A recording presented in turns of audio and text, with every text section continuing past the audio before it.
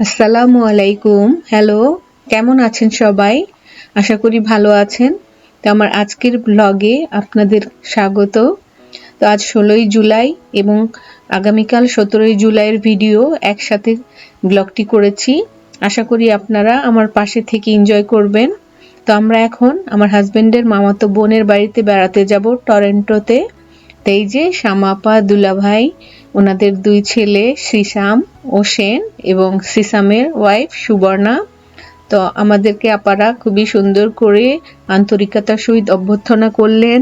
আমরা এখানে দুপুরে লাঞ্চ করলাম, এরপর অনেক পিকচার, গল্প, অনেক কিছু করলাম। আসলে তেমন একটা ভিডিও করিনি, তাই স্টিল ছবি দিয়েই শুরু করলাম। আর এরপরে আমরা আপাদের আউটডোর লনে গিয়েও গল্প, আড্ডাবাজি, ছবি তোলা সবই হলো। আপারা যদিও আমাদের জন্য রাতের ডিনারের ব্যবস্থা বা গ্রিলের ব্যবস্থা করেছিলেন, বাট সময় স্বল্পতার জন্য সেটা সম্ভব হয়নি। তো আমরা পরে ঠিক করলাম সবাই মিলে সিএন টাওয়ারের কাছে বেড়াতে যাব।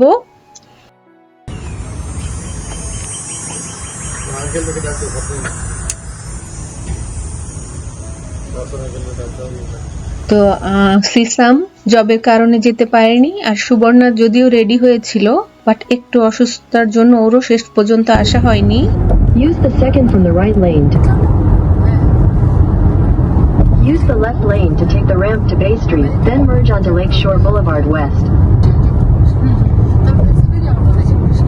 আপাদের বাড়িতে যাবার সময় ভিডিও করতে পারিনি, তাই আসার সময় কিছু ভিডিও করেছিলাম, তার থেকে কিছু অংশ এখানে দিলাম।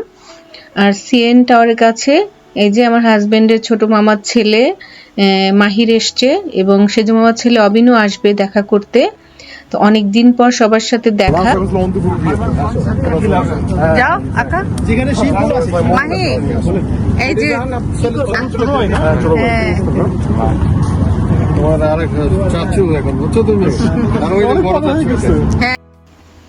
তো প্রায় 15-16 বছর পরে আসলে দেখা।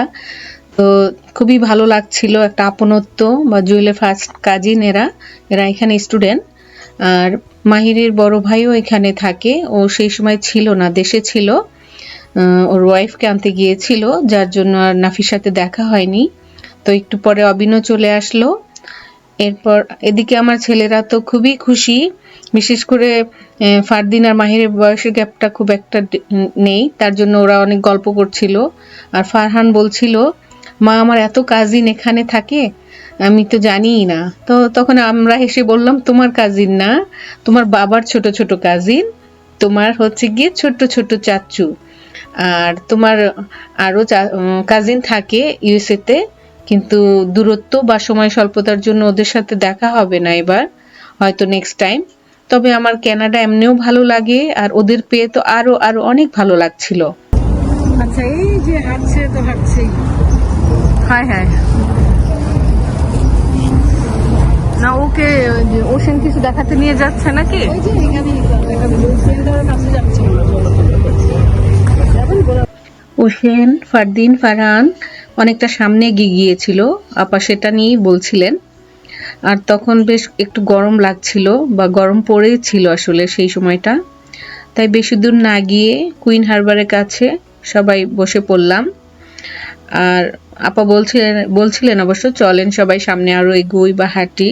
তা আমরা বললাম না, এখানেই বসি, এনজয় করি। ছেলেরা অবশ্য ওদিকটা ঘুরতে গেল। আর কিছুক্ষণ পরে জুয়েল আইসক্রিম নিয়ে এলো, সেটা সবাই এনজয় করে খেলাম।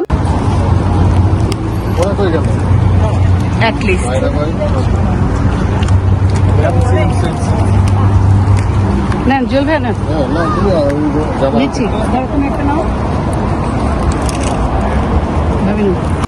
এই যে এদিকে ফারদিন, অবিন, মাহির গল্প করছে, আমরাও গল্প করছি, শুনছি। আর ওইদিকে জুয়েল রেজল ভাইয়ের সাথে বগুড়ার ভাষায় মজা করছেন। কানাডাতে আসলেন, কি দেখলেন ভাই? এত গরম লাগছে কেমবা?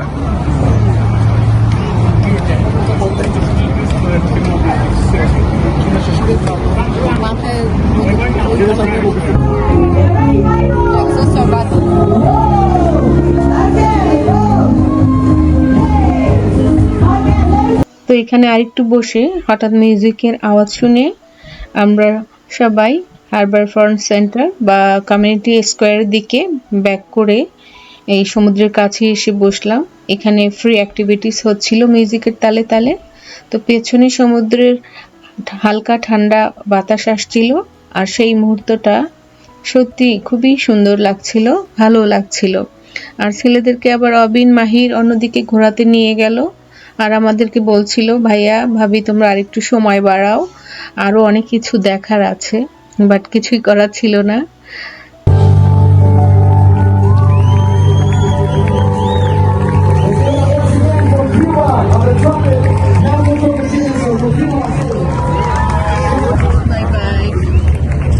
Bachata, or you want us to throw ourselves at you?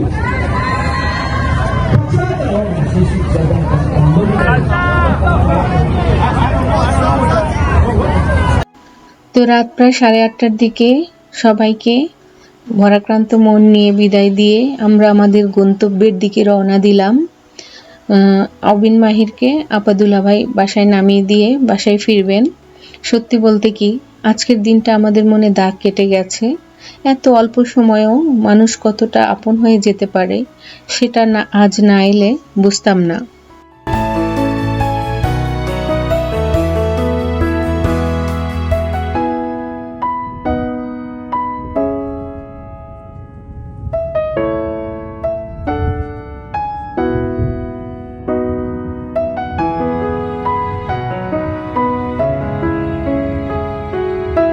তো আমরা এখানে একটু ছোট বিরতি নিব, কিছু খেয়ে নিব।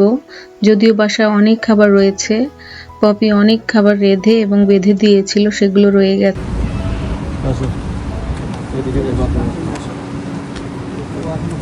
আরো 10 মিনিট 11 মিনিট লাগবে তাহলে।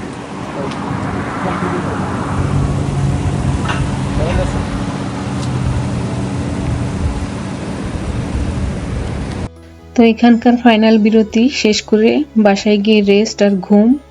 দিনটা সত্যি ক্লান্তিকর এবং আনন্দময় ছিল। তো আজ 17ই জুলাই, কানাডার লাস্ট ডে। তো সকাল সকাল একটু আগেই তৈরি হয়ে নিয়েছিলাম, কিছুক্ষণের মধ্যেই চেক আউট করে বেরিয়ে পড়ব।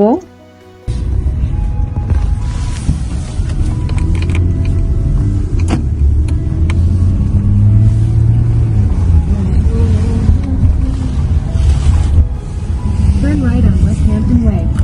Then turn right on Panorama Way. তো সরাসরি আমরা পেনসিলভেনিয়া যাব না, প্রথমে আমরা নায়াগ্রা ফলসে যাব। দিনের নায়াগ্রা ফলস না দেখে গেলে কি হয় বলেন?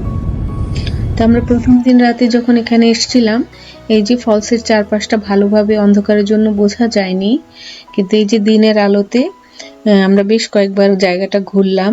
জায়গাটা এত সুন্দর আর কত বড় এলাকা জুড়ে সাজানো গোছানো, সেটা সামনে না এলে বা দিনের আলোতে না এলে একদমই বোঝা যেত না। এখন দেখা যাচ্ছে কিনা পারফেক্ট। রাতের বেলা দিনের বেলা ডিফারেন্স। তো আজকের আবহাওয়াটা মেঘাচ্ছন্ন বা বৃষ্টি পড়ছিল মাঝে মাঝে, আর ফলসের যতটুকু কাছাকাছি নামা যায় সেটার জন্য আমরা ঘুরছিলাম বেশ কয়েকবার, কারণ অনেক গার্ড থাকে, একদম কাছাকাছি পার্ক করা যায় না।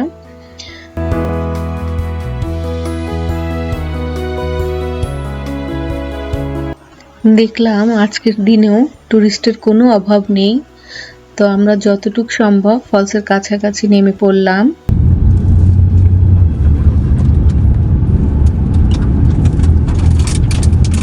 এখানে নামার পর থেকেই বা অনেক দূর থেকেই জলপ্রপাতের যে একটা শব্দ, আওয়াজ, প্রতিধ্বনি কানে বাজে, আসলে সেটা একটা অন্যরকম অনুভূতি কাজ করে থাকে।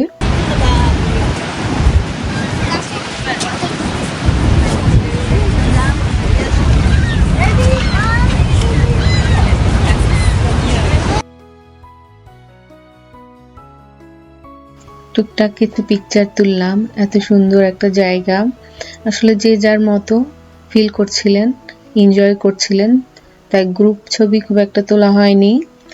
আর এখানে নাকি আগে বেশ কয়েকবার দুর্ঘটনা ঘটেছিল, তো যতটুকু সতর্কতা অবলম্বন করা যায় ততটুকু অবলম্বন করেই আমরা আমাদের মতো এনজয় করে নিলাম।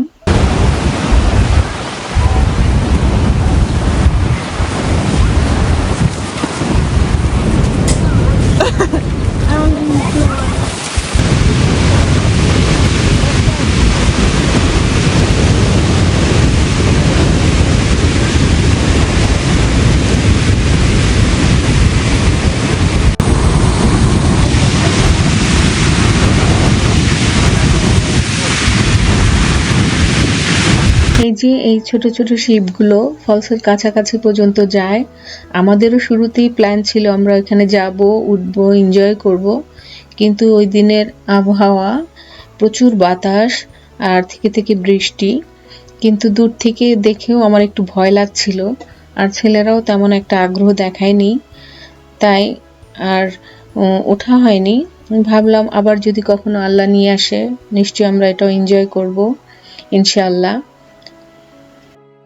জায়গাটা আর কতবার বলবো, এত সুন্দর যে মন চাইছিল আরো থাকতে, আরো কিছুক্ষণ ধরে থাকি, এনজয় করি। এরপর ফলসকে আবার বিদায় জানিয়ে পাশের শপিং সেন্টারে ঢুকে কিছু সুভেনিয়ার আর কিছু গিফট কিনে নিলাম, গিফট পেলাম।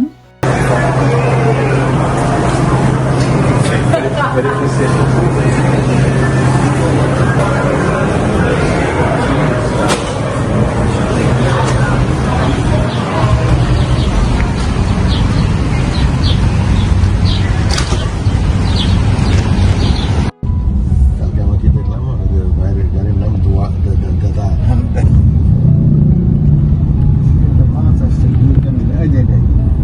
আমাদের সাবাক খেলা ওই যে রাস্তাটা পার হয়ে গেছে, এটা কি ক্যানাডা থেকে আমেরিকা গেছে? এটাই রেনবো ব্রিজ, ওটা রেন, আমরা কি ওটা দিয়ে পার হবো? এটাতেই পার হবো।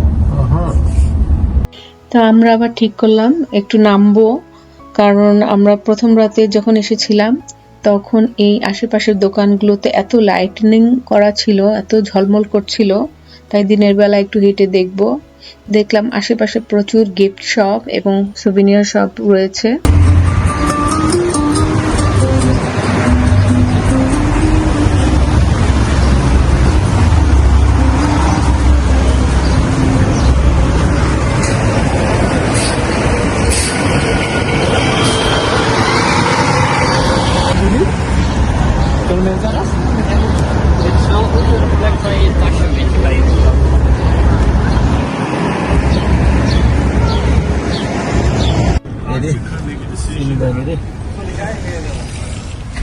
বলে দিলাম চিনি দিবি, সুগার ইয়ে দিবি, দুধ দিবি।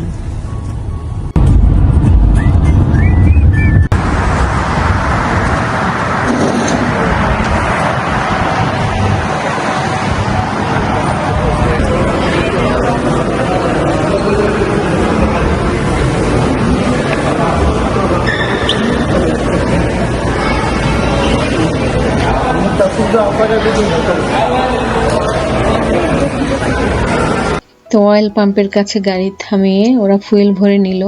সেখানে এই ছোট্ট সাদা গাড়িটি দেখে একটু ভিডিও করলাম। তো আবার সেই আগের মতো, যদিও পথ এক না, আসা যাওয়ার পথ ভিন্ন, সেই buffalo city, new York city পেরিয়ে আমরা সামনে পেনসিলভেনিয়ার দিকে যেতে থাকলাম।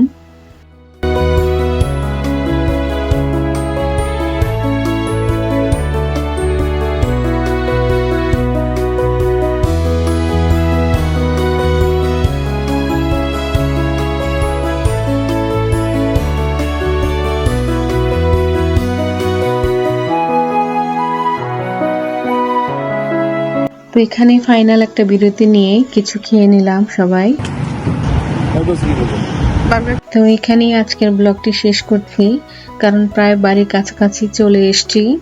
তো সবাই ভালো থাকবেন, সুস্থ থাকবেন, আমার ও আমার পরিবারের জন্য দোয়া রাখবেন। আসসালামু আলাইকুম।